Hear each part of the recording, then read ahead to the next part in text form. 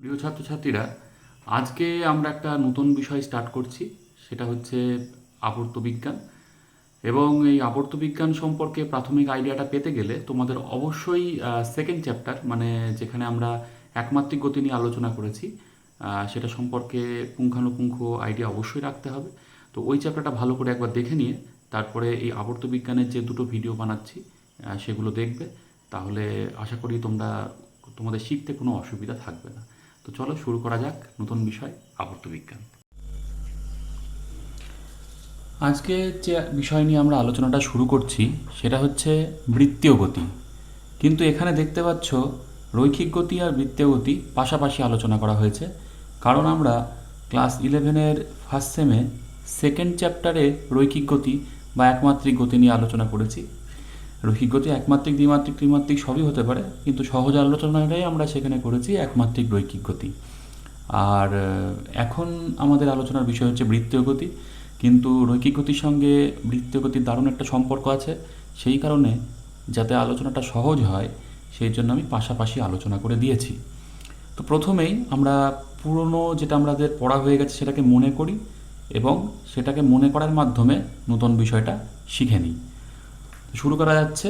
দেখো, প্রথমেই আমরা দেখে নিই স্মরণ ব্যাপারটা কী ছিল। স্মরণ কী ছিল না, একটা বিন্দু থেকে আমি স্টার্ট করলাম, বাঁকাচোরা যে পথে হোক না কেন আমি অন্য একটা বিন্দুতে পৌঁছলাম, এ থেকে স্টার্ট করলাম, বিতে পৌঁছলাম। এবার স্মরণের ব্যাপারটা ছিল না, এ থেকে বি এর পর্যন্ত একটা স্ট্রেট লাইন টানতে হবে। স্মরণের মান কি না, এ বি, এই যে স্ট্রেট লাইনটা লাল রঙে রাখিয়েছি এর দৈর্ঘ্য, আর দিক ছিল এ থেকে বি এর দিক, মানে বুঝতেই পারছো স্মরণ একটা ভেক্টর রাশি ছিল। এখানে আমরা কৌণিক স্মরণ নিয়ে আলোচনা করছি। এটা বৃত্তীয় গতি। সেক্ষেত্রে একটা বিন্দু বা একটা অক্ষ, যদি এটাকে অক্ষ ভাবো, এই যে আমার পেনটাকে ধরছি লম্বভাবে, এটাকে অক্ষ ভাবতে পারো। আর বিন্দু ভাবলে যে সবুজ রঙের ডটটা দেখতে পাচ্ছ, যার নাম ও দিয়েছি, এই ও বিন্দুর কথা তোমরা ভাবতে পারো। এই বিন্দুর চারিদিকে ঘুরছে একটা বস্তু। ধরো প্রথমে সে এ পজিশনে ছিল, একটু পরে সে এ থেকে কোন পজিশনে গেল, বি পজিশনে। তাহলে তার কৌণিক স্মরণটা কতখানি হলো কী করে বুঝবো না, কেন্দ্র থেকে এ অবধি যুক্ত করো, কোন রেখা পেলাম, ও এ রেখা। নেক্সট পজিশন বির ক্ষেত্রেও কেন্দ্র থেকে বি অবধি যুক্ত করো, কোন রেখা পেলাম, ও বি। এই ও এ রেখা আর ও বি রেখার মাঝখানে যে অ্যাঙ্গেলটা হলো দেখতে পাচ্ছ থিটা, এই থিটাটাই হলো কৌণিক স্মরণ। তাহলে এই যে রৈখিক স্মরণ ছিল তার একক কী ছিল, একক ছিল মিটার, সেন্টিমিটার, ফুট, এগুলো। কৌণিক স্মরণের একক কি, কৌণিক স্মরণের একক এই কোণের একক। তাহলে ডিগ্রি বলতে পারি, ডিগ্রি দিয়ে প্রকাশ করতে পারি যে সামথিং ডিগ্রি, অথবা রেডিয়ানও লিখতে পারি, সংক্ষেপে আমি র্যাট লিখলাম। তাহলে ডিগ্রি, রেডিয়ান এগুলো হলো কৌণিক স্মরণের একক। আর রৈখিক স্মরণের একক যেগুলো লেখা হয়েছে অলরেডি আমাদের জানা আছে।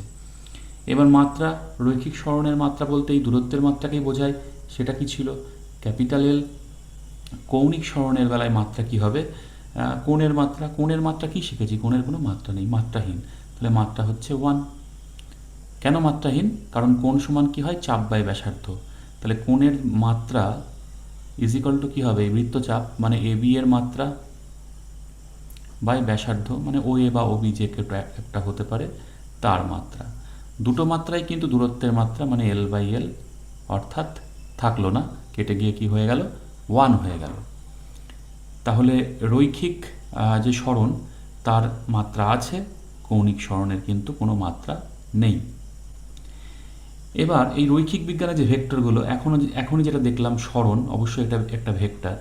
এই ভেক্টরগুলোকে বলা হয় মেরু ভেক্টর। কেন বলা হয়, কারণ দেখো এই যে ভেক্টরটা এবি ভেক্টর, স্মরণ ভেক্টর, এর একটা আদিবিন্দু আছে, সেই বিন্দু থেকে ক্রিয়াশীল, এই বিন্দুটাকে এর মেরু বলছি। একটা মেরু বা একটা বিন্দু থেকে সে ক্রিয়াশীল, ওই জন্য এটাকে বলা হয় মেরু ভেক্টর। এক্সাম্পল কী হবে, এই যে রৈখিক স্মরণ, আর কি হতে পারে, রৈখিক ত্বরণ, রৈখিক বেগ, বল, এরকম আরও কত কী হতে পারে।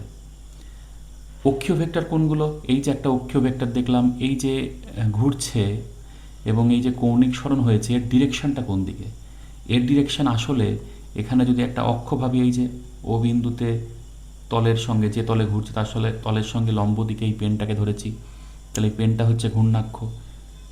এই অক্ষীয় ভেক্টরের দিক হয় এই অক্ষীয় ভেক্টরের দিক হয় এই ঘূর্ণাক্ষের দিকে, তাহলে এই পেনটার দিকে হবে, তাহলে ঘূর্ণাক্ষ বরাবর উপর দিকে হতে পারে অথবা নিচের দিকে হতে পারে। তাহলে কি করে বুঝবো ঘূর্ণাক্ষ বরাবর উপরের দিকে না নিচের দিকে? তার জন্য ডান হাতের এই যে মুষ্টি নিয়মটা কি করব, হাতটাকে এইভাবে ধরবো, এই যে 4টে আঙুল এটা কোন দিকে প্লেস করব? যেদিকে বস্তু ঘুরছে, দেখো বস্তু ঘুরছে এ থেকে বিয়ের দিকে, তাহলে এইভাবে প্লেস করলাম। তাহলে বুড়ো আঙুল কোন দিক শো করছে? উপরের দিক। তাহলে এই যে কৌণিক সরণ তার দিক হচ্ছে অক্ষ বরাবর উপরের দিক। যদি বস্তু উল্টো দিকে ঘুরতো তাহলে হাতটাকে আমি এভাবে প্লেস করতাম, তখন বুড়ো আঙুল হতো নিচের দিক।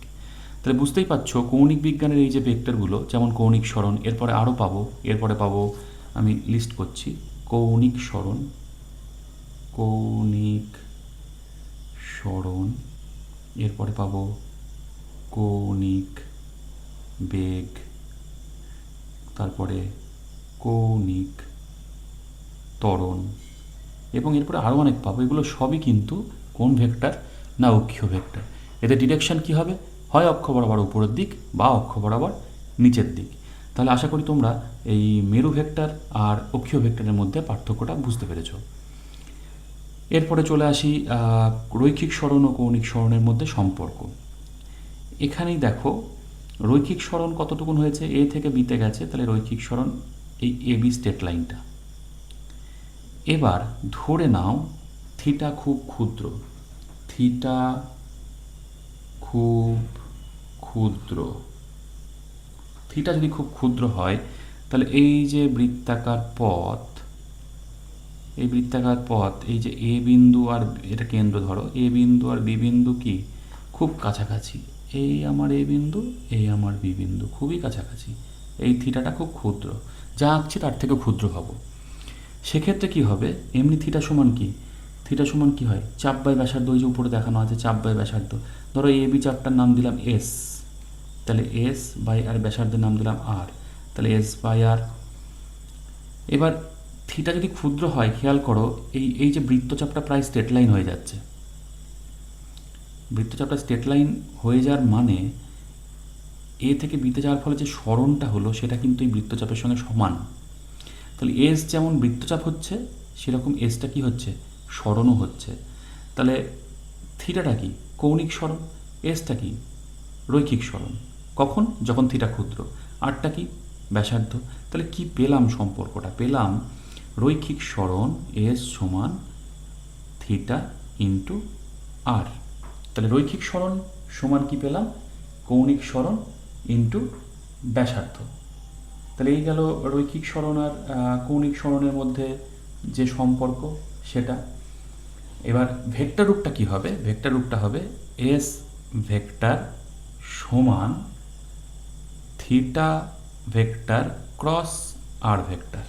ক্রস গুণ হবে, ক্রস গুণ তো হতে বাধ্য, কারণ বাঁ দিকে দেখো এস সরণ একটা ভেক্টর, তাহলে ডান দিকে এই দুটো ভেক্টরে নিশ্চয়ই ক্রস গুণ হবে, সেটা হয়েওছে। এবং মাথায় রাখবে আর ভেক্টরটা পরে থাকে। কেন পরে থাকে না, ওই যে সেই কর্কস্ক্রু নিয়ম, ওই নিয়মে আরকে যদি পরে না রাখি তাহলে ডিরেকশনে ম্যাচ করবে না। আর জানো থিটা ক্রস আর, আর ক্রস থিটা কিন্তু সেম না, থিটা ক্রস আর সমান মাইনাস আর ক্রস থিটা। তা সেই হিসাবে ওই কর্কস্ক্রু নিয়মে ম্যাচ করাতে গেলে পারে আরটাকে কিন্তু তোমাকে পরে লিখতে হবে। তাহলে মাথায় রাখো এস ভেক্টর সমান থিটা ভেক্টর ক্রস আর ভেক্টর। আশা করি বুঝতে পেরেছো। তাহলে আমরা রৈখিক ও কৌণিক সরণের মধ্যে দারুণ সম্পর্ক পেলাম। অবশ্য সম্পর্কটা কখন অ্যাপ্লিকেবল, যখন থিটা ক্ষুদ্র। তাহলে থিটা সমান কি হচ্ছে এস বাই আর, এবং ভেক্টর রূপটা কি এস ভেক্টর সমান থিটা ভেক্টর ক্রস আর ভেক্টর।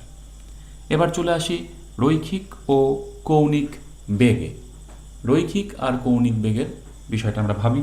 রৈখিক বেগ, বেগ কি ছিল, সরণ বাই সময়, সরণ বাই সময়, এই ছিল আমাদের বেগ। তাহলে কৌণিক বেগ কী হবে, কৌণিক বেগ সহজ কথা, একইভাবে কৌণিক সরণ বাই সময় হবে। সময়টার তো কৌণিক সময় বলে কিছু হয় না, সময় তো সময়ই হবে। আচ্ছা, তাহলে এটা যেই বুঝে গেলাম, আর একটা জিনিস দেখো, রৈখিক বেগকে কিন্তু ভি দিয়ে প্রকাশ করি, অনেক সময় ইউ দিয়েও লিখি। কৌণিক বেগকে আমরা কিন্তু ওমেগা দিয়ে প্রকাশ করি, ডাব্লিউ না, এটা ওমেগা। এককে চলে আসি, সরণ বাই সময়। অলরেডি আমরা একক জানি যে মিটার পার সেকেন্ড হতে পারে, সেন্টিমিটার পার সেকেন্ড হতে পারে, ফুট পার সেকেন্ড হতে পারে। এখানে কি হবে, কৌণিক সরণের একক কি পেয়েছি, কৌণিক সরণের একক আমরা অলরেডি রেডিয়ান। তাহলে যদি রেডিয়ান ধরি তাহলে কি হবে না র্যাড পার সেকেন্ড। তাহলে কৌণিক বেগের একক কি হয়ে গেল, রেডিয়ান পার সেকেন্ড বা সংক্ষেপে র্যাড পার সেকেন্ড। মাত্রা কি হবে, মাত্রা দেখো সরণের মাত্রা বাই সময়ের মাত্রা জানি আমরা L/T, তাহলে LT ইনভার্স। এখানে কি হবে, এখানে হবে কৌণিক কৌণিক যে সরণ তার মাত্রা ডিভাইডেড বাই কি, সময়ের মাত্রা। এখানে কি ছিল, সময় বাই সরণ বাই সময়, আর এখানে কি কৌণিক সরণ বাই সময়। তাহলে কৌণিক সরণের মাত্রা বাই সময়ের মাত্রা। কৌণিক সরণের মাত্রা যে হয় না, অলরেডি আমরা আলোচনা এখানে করেছি। তাহলে মাত্রা কি হয়ে গেল 1, কৌণিক সরণের মাত্রা নেই, তাহলে 1 ডিভাইডেড বাই সময়ের মাত্রা কি টি, তাহলে হয়ে গেল টি ইনভার্স। এবার এদের মধ্যে সম্পর্ক কি, একটু ডেরিভেটিভের সাহায্যে বুঝে নিই। আমরা একটু আগে কী পেলাম, এস সমান থিটা ইন্টু আর, আরটা নয় আগেই লিখছি, আর ইন্টু থিটা। তাহলে যদি উভয় পক্ষকে সমাকলন করি কার সাপেক্ষে না টি এর সাপেক্ষে, তাহলে কি হবে ডিএস ডিটি সমান আর, যেহেতু কনস্ট্যান্ট বৃত্তপথে ঘুরছে ব্যাসার্ধ তো পাল্টাচ্ছে না, আর কনস্ট্যান্ট আর থাকলো, থিটার ডেরিভেটিভ ডি থিটা ডিটি। এবার একটু ভাবি এগুলো কি পেলাম। দেখো ডিএস ডিটি এটা কিন্তু তাৎক্ষণিক বেগ, তাহলে ডিএস ডিটির বদলে কী লিখবো, ভি লিখবো। ভিটা কি, ভিটা নর্মাল বেগ না, কিন্তু তাৎক্ষণিক বেগ, কোনো একটা মুহূর্তের বেগ। তাহলে এটা আর থাকলো আর ইন্টু, তাহলে যদি ডিএস ডিটি তাৎক্ষণিক বেগ হয় তাহলে ডিটিটা কি হচ্ছে, তাৎক্ষণিক কৌণিক বেগ, আমরা ওমেগা লিখছি। তাহলে সম্পর্ক কি হয়ে গেল, ভি সমান আর ওমেগা, মাথায় রাখতে হবে। এবার ভেক্টর সম্পর্কটা কি, ঠিক এইখানে যেটা শিখেছিলাম সেটারই মতো আমরা কি লিখব, ওই ভি ভেক্টর সমান ওমেগা ভেক্টর ক্রস আর ভেক্টর। মাথায় রাখতে হবে আরটাকে কিন্তু আমাকে পরে লিখতে হবে কর্স্ক্রু নিয়মে মেলানোর জন্য। তাহলে ভি ভেক্টর সমান কি পেলাম, ওমেগা ভেক্টর ক্রস আর ভেক্টর। পরবর্তী অংশে আসি, এবার চলে আসি পর্যায়কাল। যেহেতু এখানে আমরা দেখছি যে বস্তু বৃত্তপথে ঘুরছে, আরও স্পেসিফিক্যালি বলতে গেলে গতিটা এখানে আমরা যেরকম গতি নিয়ে আলোচনা করছি সেটাকে সমবৃত্তীয় গতি বলছে, মানে বৃত্তপথে ঘুরছে এবং সমান সময়ে সমান দূরত্ব অতিক্রম করছে, তখন কি সমবৃত্তীয় গতি। বা আরও ডিটেলস যদি তুমি বলতে চাও বা শুনতে চাও, সেটা হচ্ছে যে সমান সময় সমান দূরত্ব যাচ্ছে মানে কি, দ্রুতিটা কিন্তু ধ্রুবক। বেগটা ধ্রুবক বলতে পারি না, বেগের ডিরেকশন সবসময় চেঞ্জ হচ্ছে, কারণ এখানে যখন বেগ আছে বেগ স্পর্শক বরাবর, এদিকে ডিরেকশন, এখানে যখন আছে তখন বেগের দিক এখানে স্পর্শক বরাবর, এখানে যখন আছে বেগের দিক এখানে স্পর্শক বরাবর। বেগের দিক অলওয়েজ চেঞ্জ হচ্ছে কিন্তু বেগের মান চেঞ্জ হচ্ছে না, তখন গিয়ে সমবৃত্তীয় গতি। তাহলে দ্রুতি ধ্রুবক, বেগের মান ধ্রুবক, বেগের দিক চেঞ্জ হচ্ছে মানে বেগ ধ্রুবক নয়, সমান সময় সমান দূরত্ব অতিক্রম করছে। এবার পর্যায়কাল বলতে কি বুঝবো, এই যে বৃত্তপথে ঘুরছে, এখান থেকে স্টার্ট করলো, এই ঘুরে আবার এখানে ফেরত আসলো, মানে এক পাক মারতে যে সময় লাগে, বৃত্তপথে একটা পূর্ণ আবর্তন হতে যে সময় লাগে সেটাকেই বলে পর্যায়কাল। কি হবে, কি ধরি আমরা, ক্যাপিটাল টি ধরি, এবং এর একক কি হবে, ওই তো সেকেন্ড, বা তুমি মিটার বলো, বা এই মিটার ভুল বলছি, বা তুমি মিনিট বলো, বা তুমি ঘন্টা বলো। তাহলে এই হলো পর্যায়কালের একক। মাত্রা কি হবে, সময়ের মাত্রা, সেই ক্যাপিটাল টি। এরপরে চলে আসো কম্পাঙ্ক। কম্পাঙ্কটা কি না, একক সময়ে কপাক মারতে পারলো। কম্পাঙ্ককে আমরা এন দিয়ে প্রকাশ করি। তাহলে দেখো পর্যায়কাল যদি টি হয় তাহলে টি সময়ে কপাক মারছে না এক পাক মারছে, দেখতে পাচ্ছ। তাহলে একক সময়ে কপাক মারছে অবশ্যই 1/t, আর একক সময়ে যটা আবর্তন করবে, জপাক মারবে মানে যটা আবর্তন করবে সেটাই তো কম্পাঙ্ক। তাহলে কম্পাঙ্ক এন সমান কি হয়ে গেল না 1/t। মনে রাখবো কম্পাঙ্ক আর পর্যায়কালের সম্পর্ক কি না, এন সমান 1/t। এইবার কম্পাঙ্ক বা কৌণিক বেগও বলতে পারো, এর বিভিন্ন রকমের একক আছে, যেমন আরপিএম, আরপিএস, র্যাড পার সেকেন্ড। এদের মধ্যে সম্পর্কটা আমাদের বুঝে নিতে হবে। আরপিএম মানে কি, রিভলিউশন পার মিনিট, মানে কারোর কৌণিক কম বেগ বা কৌণিক কম্পাঙ্ক যদি 1 আরপিএম হয় তার মানে সে মিনিটে এক পাক মারছে।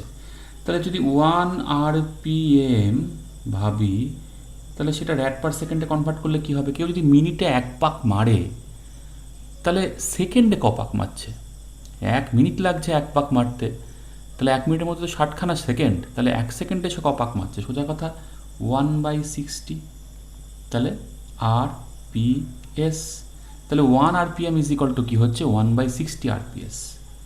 এবার দেখো 1 আরপিএস মানে কি, 1 আরপিএস মানে সেকেন্ডে এক পাক মারা, সেকেন্ডে যদি 1 পাক মারে তাহলে সে একটা পূর্ণ আবর্তন ঘটাচ্ছে, তাহলে কতক্ষণ ঘুরছে না 2 পাই। একটা পূর্ণ আবর্তন করছে মানে 2 পাই কোণ ঘুরছে। তাহলে 1 আরপিএস ইজ ইকাল টু কত র্যাট পার সেকেন্ড হবে না 2 পাই র্যাট পার সেকেন্ড। তাহলে 1/60 আরপিএস ইজ ইকাল টু কী হবে 2 পাই/60, কাটাকুটি করলে কত পাই/30 র্যাট পার সেকেন্ড।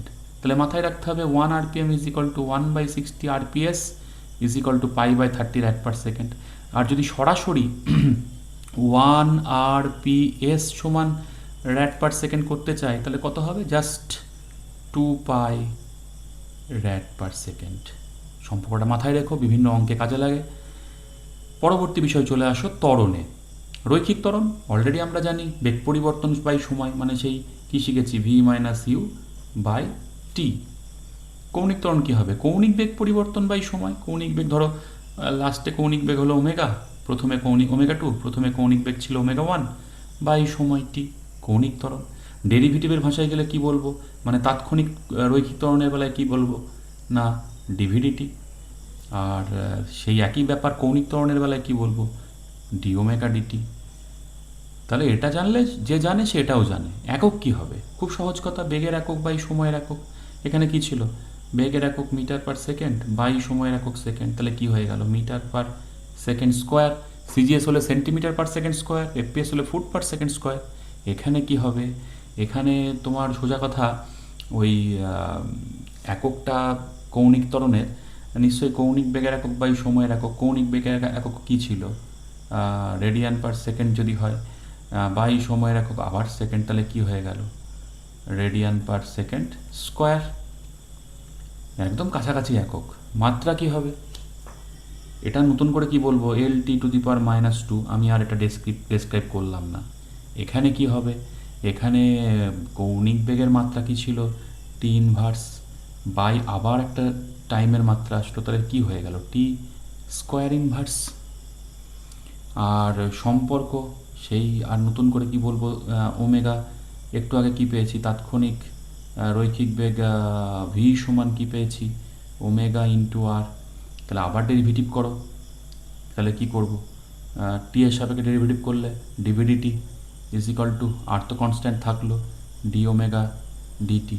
তো ডিভিডিটি তাৎক্ষণিক রৈখিক ত্বরণ, ডি ওমেগা ডিটি তাৎক্ষণিক কৌণিক ত্বরণ। তাহলে কি লিখছি রৈখিক ত্বরণকে আলফা এ লিখছি is equal to R into কৌণিক ত্বরণকে আলফা লিখছি। ভেক্টর সম্পর্ক কী হবে ঠিক আগেরই মতো, নতুন কিছু নয়। কি লিখব এ ভেক্টর সমান ওমেগা, এই ওমেগা বলছি আলফা ভেক্টর ক্রস আর ভেক্টর, মানে পরপর একই নিয়মে যাচ্ছে, আলাদা কিছু নয়।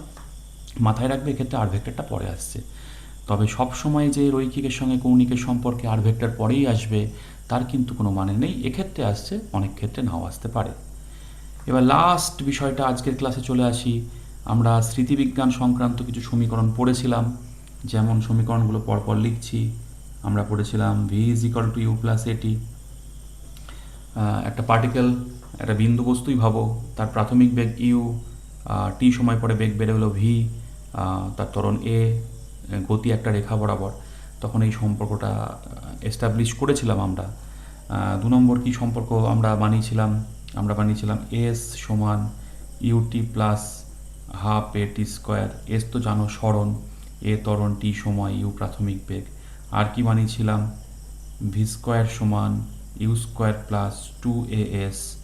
আর কি বানিয়েছিলাম এস টি, এটা স্পেশাল ছিল। এটা ছিল ধরো বস্তুটা মোট টি সময় ধরে গতিশীল, তার গতির লাস্ট 1 সেকেন্ডে সে যেটুকুন তার স্মরণ হয়েছে সেটাই ছিল এসটি। এসটি সমান কী ছিল ইউ মানে প্রাথমিক বেগ প্লাস হাফ এ ইন্টু 2t-1, টিটা যেখানে মোট সময়। তা এই সম্পর্কগুলো শিখেছিলাম এবং এই দিয়ে প্রচুর অঙ্ক করেছিলাম।